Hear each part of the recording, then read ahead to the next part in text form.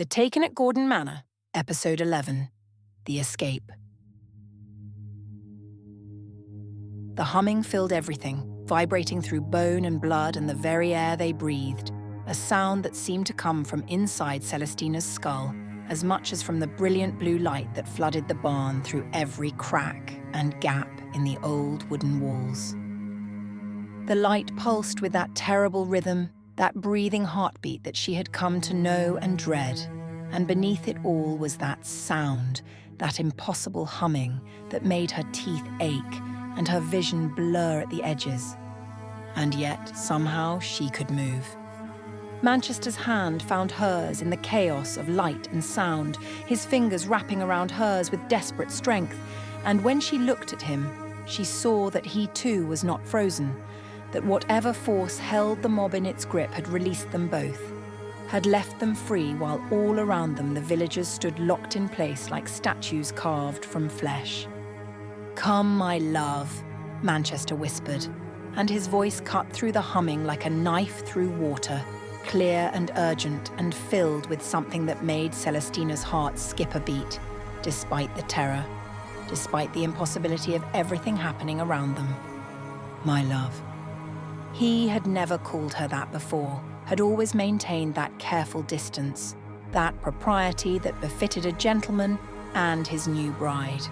But now, in this moment when the world had gone mad and the blue light held them all captive, he spoke those words with such tenderness that Celestina felt something warm bloom in her chest, even though her heart was already pumping overtime, already racing with fear and confusion and the desperate need to understand what was happening.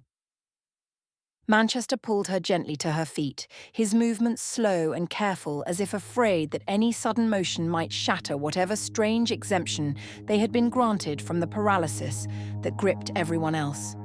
Celestina rose on trembling legs and looked around at the barn's interior, at the mob that had been hunting them with such terrible fury just moments before. They were frozen, perfectly, impossibly frozen. Higgins stood near the ladder to the loft, one hand raised as if to grab someone, his mouth open mid-shout, his face locked in an expression that might have been anger, or might have been fear, or might have been both.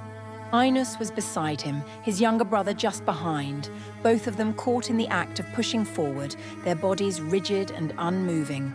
The blacksmith, Thomas Wright, stood with his arm still raised to show his marks to someone, his face twisted with the passion of accusation. The woman from the well was there too, her marked hand extended, her mouth forming words that would never be completed. And all of them, every single person in that mob, stood as still as carved stone, their clothes stiff and unmoving, as if they too had been transformed into something solid and permanent, as if the very fabric itself had been touched by whatever force held them in this impossible stasis. Manchester led Celestina carefully around the frozen figures, his hand never leaving hers, his movements cautious and deliberate. She found herself unable to look away from their faces, from the terrible stillness of them, from the way their eyes stared without seeing, the way their chests neither rose nor fell with breath. They passed close to Higgins, close enough that Celestina could have reached out and touched his outstretched hand if she had wanted to, and something about his posture, about the way he stood with his arm extended toward Inus and his brother, made her pause despite Manchester's gentle tugging. "Wait," she whispered, and Manchester stopped, his grip on her hand tightening slightly.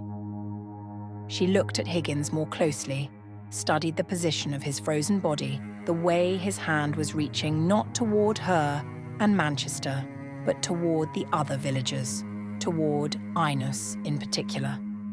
And in his face, frozen though it was, she could read something that looked less like fury and more like desperate restraint, as if he had been trying to hold someone back, trying to prevent rather than pursue. He had been the voice of reason among the mob, she realized. Even in their madness, even in their fear-driven hunt, Higgins had been trying to calm them, trying to make them see sense, trying to stop them from doing something they would all regret. The knowledge brought her no comfort, but it did bring a strange sort of sadness, a recognition that not everyone in the village had been lost to the hysteria, that some small part of sanity had still been fighting even as the mob descended into chaos. "Celestina," Manchester said softly, and there was urgency in his voice now. "We need to go. I don't know how long this will last."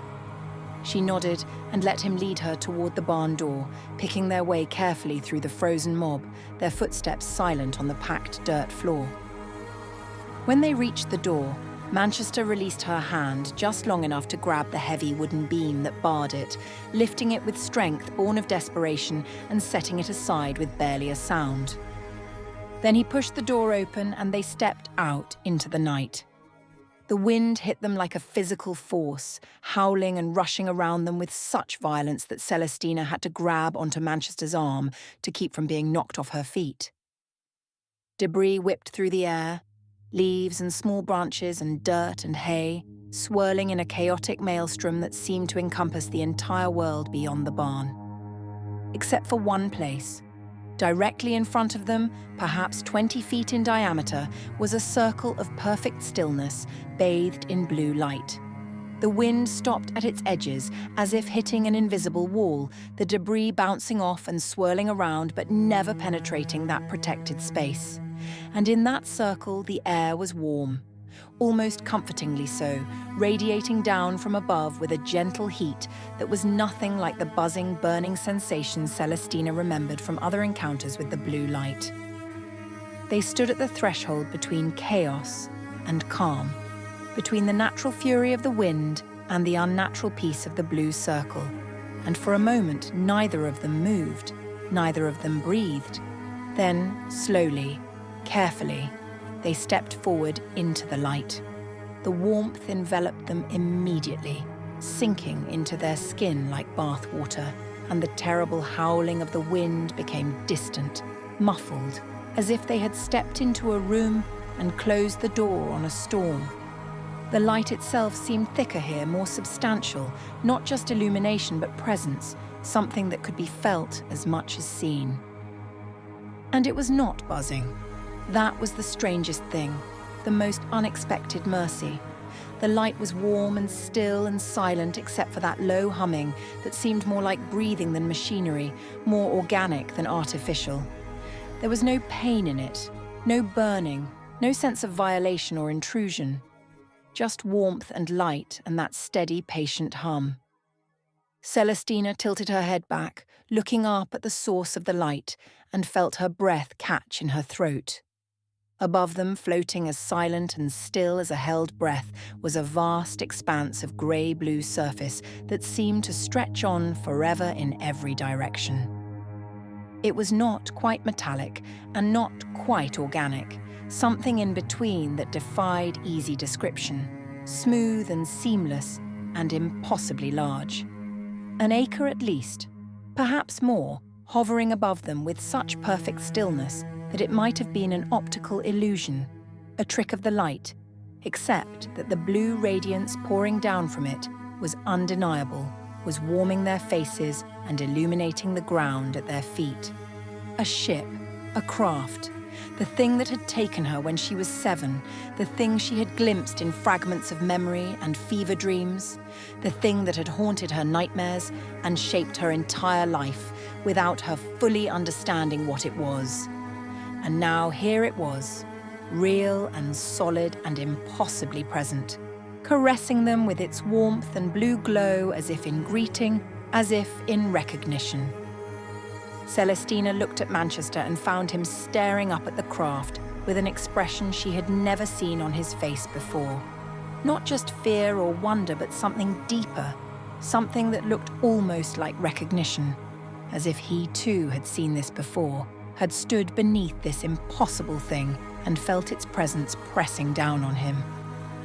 "Manchester," she whispered, and her voice sounded small and fragile in the warm stillness of the circle. He looked at her, and in his eyes she saw concern and something else, something that might have been despair, or might have been acceptance, or might have been both at once. Would they take them now, she wondered? Together? Like this? On the day of her mother's funeral, when grief was still fresh and raw and bleeding. They spoke without words, their expressions conveying more than language ever could. Manchester's face asked a silent question. What do we do? And Celestina's answered with her own. I don't know. I've never known. She looked back up at the craft, at that vast grey-blue surface that hung above them like a second sky, and felt the full weight of her own powerlessness crash down upon her. How could she have thought, even for a moment, that Manchester could have any power over these beings, these things, these gods or devils or whatever they were? How could she have suspected him of being in league with them when the sheer magnitude of this craft, the overwhelming presence of it, made any human influence seem laughable, pathetic, impossibly small? The power of this thing above them was beyond comprehension, beyond control, beyond anything human hands could touch or human minds could grasp.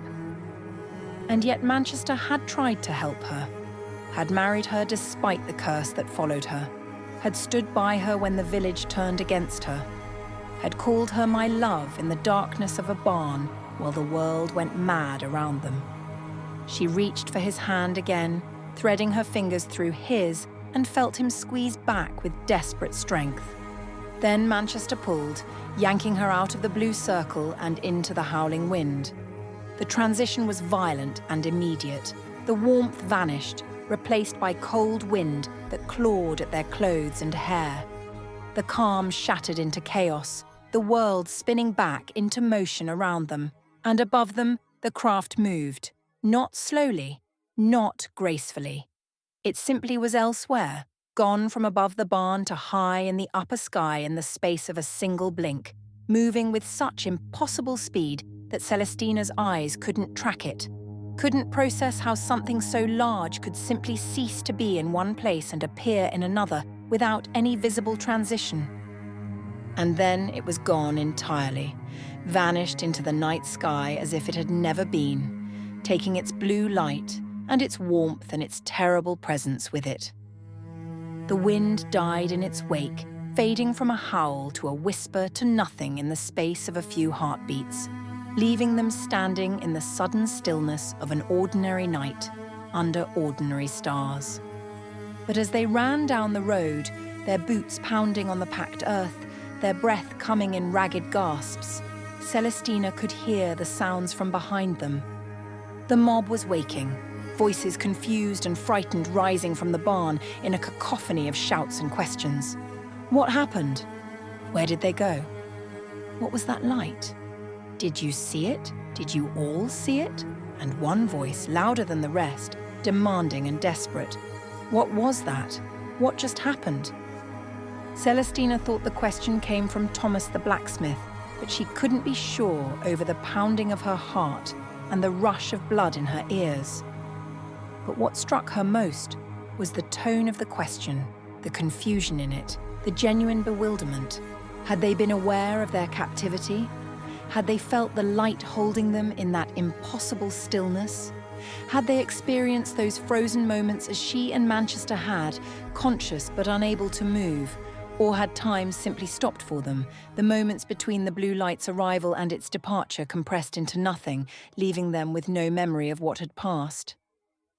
She didn't know, and there was no time to wonder because Manchester was pulling her forward, urging her to run faster, to put as much distance as possible between themselves and the mob that even now might be gathering itself for another chase. Minutes earlier, before the blue light had come, Higgins pushed his way through the crowd of angry villagers, his voice rising above the din as he tried desperately to restore some semblance of order, some fragment of the reason and restraint that seemed to have abandoned everyone the moment they had entered the chapel. "Please!" he shouted, grabbing Enos by the shoulder and pulling him back as the younger man lunged toward the fleeing couple. "Calm yourselves. This isn't necessary. She's just a girl."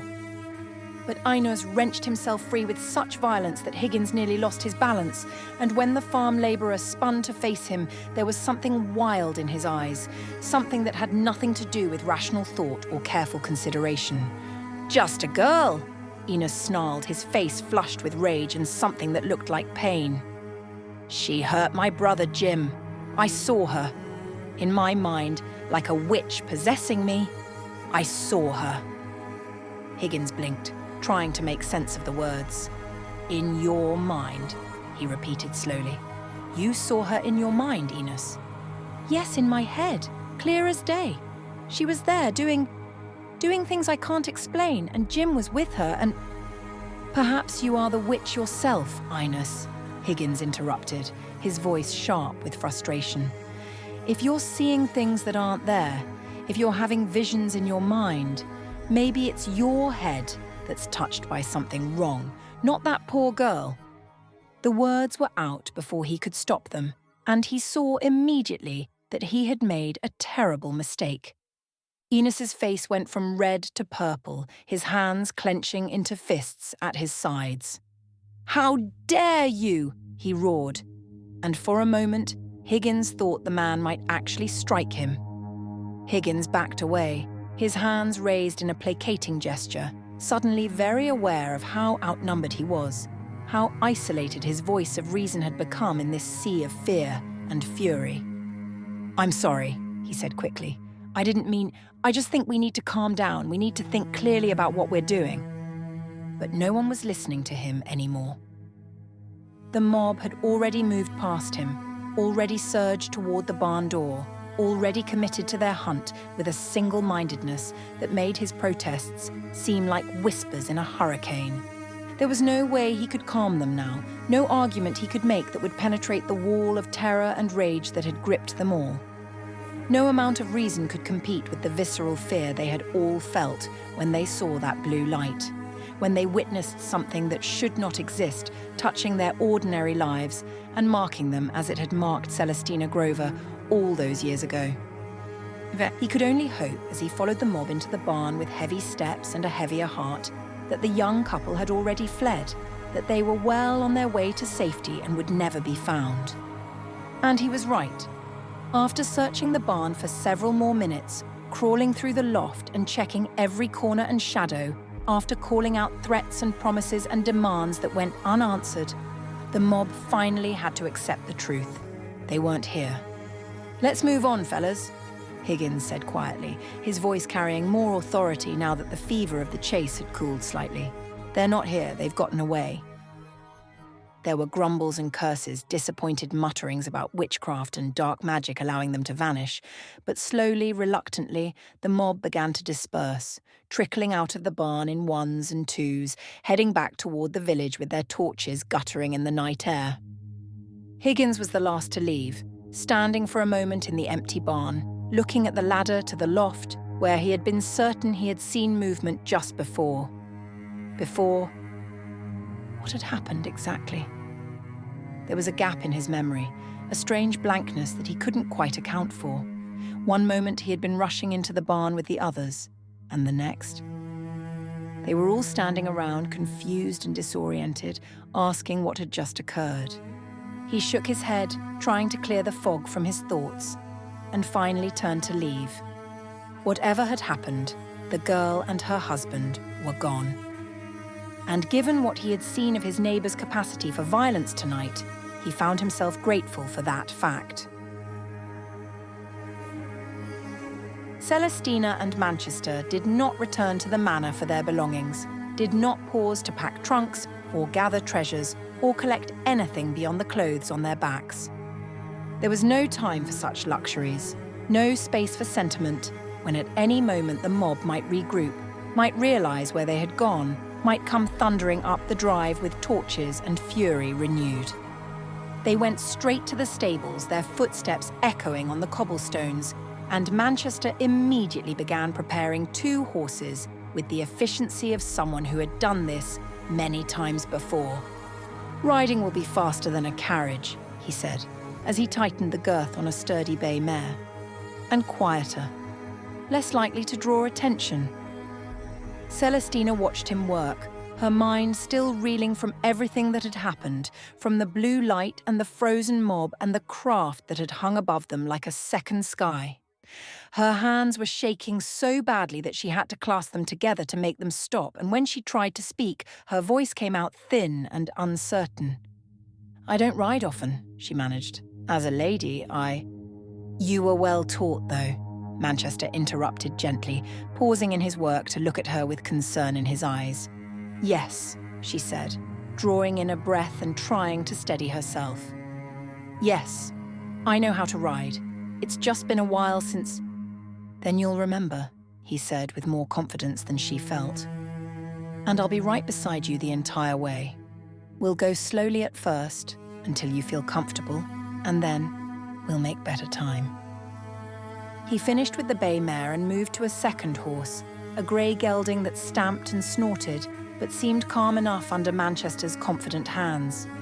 Within minutes, both horses were saddled and ready, and Manchester was helping Celestina mount the mare with his hands supporting her waist, his touch gentle despite the urgency of their situation. She settled into the side saddle with practiced grace, her body remembering the posture even if her mind was still foggy with shock and exhaustion. The mare shifted beneath her, responsive to her weight, and Celestina gathered the reins with hands that were finally beginning to steady. Manchester mounted the gelding with fluid ease, and for a moment they sat there in the stable yard, two figures on horseback in the darkness, everything they owned in the world reduced to what they wore and the animals beneath them. "Where are we going?" Celestina asked quietly. "North," Manchester said, "to my estate in Derbyshire. It's about 150 miles, perhaps 5 or 6 days of steady riding if we pace ourselves well. We'll stop at inns along the way, travel during the day when it's safer, and put as much distance as we can between ourselves and this place." Derbyshire, 150 miles. Far enough that the village would never follow. Far enough that the fear and fury that had driven them from their home would eventually fade into memory rather than immediate threat. "Are you ready?" Manchester asked, and his voice was soft with understanding, with recognition that she was leaving behind not just a place but a lifetime. Not just a home but the grave of her mother and the ashes of everything she had known. Celestina looked back at the manor one last time, at the dark windows and the familiar silhouette against the night sky, at the east wing where she had slept as a child, and the chapel where her mother had been laid to rest just hours before. Then she turned her face forward, toward the north, toward the unknown, toward whatever future awaited them in Derbyshire. "Yes," she said, "I'm ready." And like two wraiths in the night, they rode down the long drive and onto the road beyond, their horses' hooves making soft sounds on the packed earth, their figures gradually fading into the darkness as they left Gordon Manor and all its ghosts behind them. Manchester looked back at his new bride, consternation written across her face as her hair whipped in the wind and she held the reins tightly, her body moving with the rhythm of the horse beneath her with practiced ease. She was a good rider after all. He had suspected as much. She was accomplished in so many things, in ways that constantly surprised and delighted him despite the terrible circumstances that had brought them together. It was impossible for him not to love her.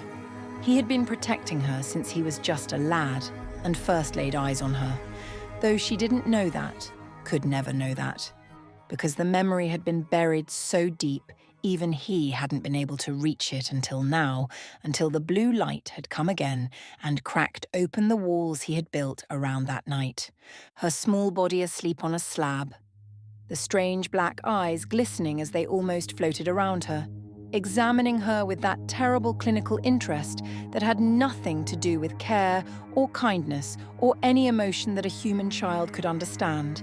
He couldn't move, but he tried with all of his strength, every muscle straining against the invisible force that held him paralyzed on his own table, his mind screaming at his body to respond, to do something, to help the girl who lay so still and vulnerable just beyond his reach. His arm finally obeyed and flopped over the side of his table with a dull thud that echoed in the strange metallic silence of that place. The black eyes paused, all of them blinking at the same time in perfect synchronization. And then they fixated on him with an intensity that made his heart hammer in his chest, even though his body remained frozen. One of them tilted its horrible bald head to the side, the gesture oddly inquisitive, like a puppy watching its master with curiosity rather than understanding. No, he had thought desperately. Do not come over here. Go back to the girl. Leave her alone, but do not come over here. And somehow, impossibly, the eyes had gone back to examining the girl, their attention shifting away from him as if his thought had been heard, had been understood, had been obeyed. Celeste. Tina. The names had come to him then, not spoken aloud but arriving in his mind with perfect clarity, as if someone had written it directly onto his consciousness. Celeste. Tina. He had turned his eyes toward her once again, straining to see her face, and would have jumped with fright if he could move at all. The girl's eyes were open, wide and terrified, and locked directly on him across the space between their tables. Celestina, not two names. One. He tried to say his name back to her, tried to send it the same way hers had arrived. Wilbur. Will. But he had no way of knowing if she was receiving it as he had received hers, no way to tell if the connection went both ways or if he was simply screaming into a void while she stared at him in silent terror. His vision filled suddenly with the face of an abductor, looming over him without warning, looking him straight in the eyes with those bottomless black orbs that seemed to have no depth, no movement, no life in them at all, despite the terrible intelligence that lurked behind them. If it was possible, the eyes of his abductor were so void of depth and movement that he didn't really know if it was looking at him or through him, or at something else entirely. His arm jerked upward without his conscious control, powered by pure instinct and fear and a desperate need to protect himself, to fight back, to do something other than lie there helpless while these things did whatever they wanted to him and to the girl whose name he now knew. His small fist connected with the bony head of the creature with such force that the impact sent shockwaves of pain up his arm. The creature flew out of his line of vision, knocked aside by the blow, and for a moment Manchester felt a surge of triumph, of power, of control in a situation where he had none. But then, just beyond where the girl Celestina lay, frozen on her table, he saw them. More of the creatures, their heads tilting in that same inquisitive manner, their empty black eyes blinking in unison as they processed what they had just witnessed. "I need to stop," Celestina said, pulling him from his memory with such abruptness that he nearly lost his seat on the horse.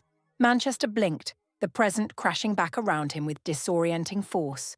The night, the road, the flight from Gordon Manor, the mob that had hunted them.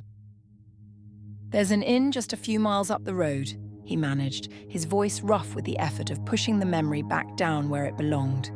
"Good," Celestina said. "I need to stop." "I know, I heard you," he said gently, trying to keep his tone light despite the chaos in his mind.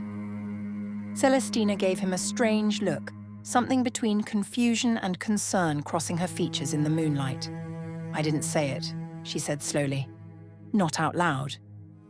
"Well," he shrugged the best he could on a galloping horse, trying to seem casual, trying to pretend that what had just happened was normal, was nothing to worry about. "I heard it." He expected her to be angry at his ability to read her, as she had been in the past, to pull away from him, to put up those walls she was so good at building when she felt exposed or vulnerable. But this time she smiled. It was a small smile, tired and uncertain, and still carrying the weight of everything they had just survived. But it was genuine, and it reached her eyes in a way that made Manchester's heart ache with tenderness and terror all mixed together. Because if they could hear each other's thoughts, if that connection from when they were children had somehow survived all these years, had somehow persisted despite the walls he had built and the memories he had buried, then what else had survived? What else was still there, waiting to surface, waiting to drag them both back to that night when they were helpless on metal tables while creatures with black eyes examined them with cold curiosity? Dickie stared out the window at his vast estate, at the rolling fields and manicured gardens that stretched as far as the eye could see, the largest property in the area, the crown jewel of his lifetime of careful social climbing and strategic marriages and ruthless business dealings. It meant nothing now.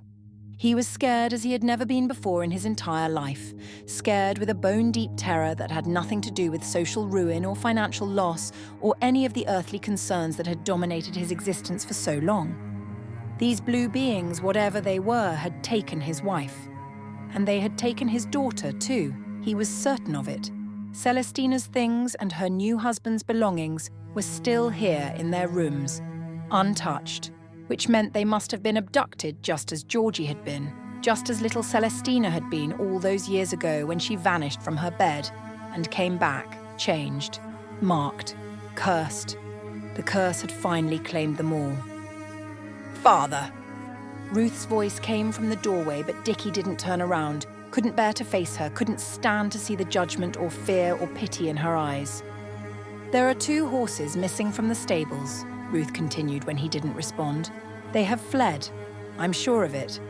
Wise, really, given what happened at the funeral." Dickie remained silent, his hands gripping the window frame so tightly his knuckles had gone white. "Father," Ruth said again, her voice taking on that patient tone she used when dealing with her stubborn father. "I believe the Manchesters are well on their way to Derbyshire by now." She waited for a response, for some acknowledgement that he had heard her, that he understood what she was saying. Dickie finally managed, the sound barely audible, affirmative but empty of anything resembling emotion. So his daughter was not abducted after all, just taken by her new husband, fleeing into the night like criminals or refugees, leaving behind everything they owned to escape the mob. "Father!" Ruth said. And there was something different in her voice now, something that might have been sadness, or might have been relief. "Timothy and I, we are leaving in the morning. It's 2. She paused, searching for the right word, cycling through all the things it was: hard, depressing, dark, dangerous, scary, hopeless, before settling on the simplest and least damning option. "It's just hard," she finished quietly. Dickie said nothing. "I will write you when we arrive in Derbyshire," Ruth continued, "and check in on the Manchesters. Make sure they're settled. Make sure..." She trailed off, unable or unwilling to complete the thought. Dickie had gone silent again, had retreated so far into himself that he might as well have been one of those frozen statues the villagers had become when the blue light took them. "Goodbye, Father," Ruth said softly, and there was finality in it, a sense that this might be the last time she would stand in this room with him, the last time she would try to reach whatever was left of the man who had raised her. She turned and walked down the hall to her room, her footsteps echoing in the empty house. She had a servant pack her things for the morning departure, and Celestina's and Manchester's belongings as well, carefully folding the clothes and wrapping the few precious items they had left behind in their desperate flight. It was the least she could do for them. It was the least she could do to make amends for her father's cruelty, for the years of blame and accusation that had poisoned Celestina's life and driven her from her home on the very day they laid her mother to rest. Ruth supervised the packing with quiet efficiency, then retired to her own chambers to try to sleep before the journey north. But sleep would not come easily tonight. Not with the memory of that blue light still burning behind her eyelids, not with the knowledge of what she had seen in the chapel when her stepmother died, and not with the growing certainty that whatever curse had touched Celestina Grover had not finished with any of them yet. To be continued.